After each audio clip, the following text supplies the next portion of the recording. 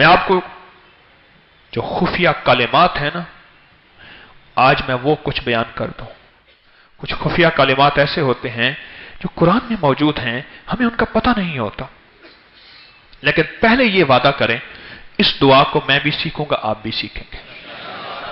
مسنون دعا، ہر مسنون دعا کی کتاب میں عام، ہر جگہ لکھی ہوئی عام اور تام ہوتی ہے. عام اور تام ہوتی ہے، بالکل آسان، بالکل آسان. اس دعا کو یاد کریں، اس دعا کو حفظ یاد کریں، اور اس دعا کو پڑھیں، اور اس دعا کو اپنی زندگی کا معمول بنائیں، اپنی نسلوں کو سکھائیں.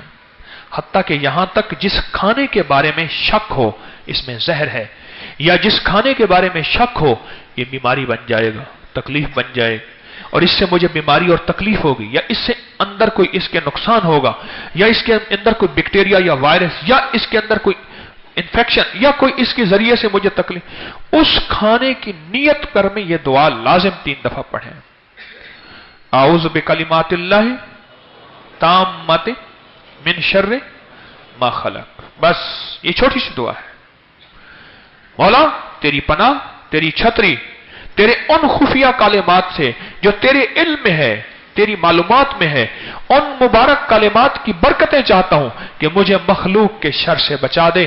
بیوی ہے تو شوہر، شوہر ہے تو بیوی.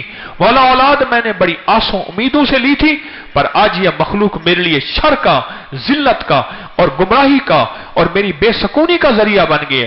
مولا مجھے اس کے شر سے بچا دے، اس کی خیروں کو میرے لیے مقدر فرما، مجھے اس کے شر سے بچا، شر سے بچا. انسان بڑی آسوں امیدوں کے ساتھ بعض سوسائٹیوں میں جاتا ہے.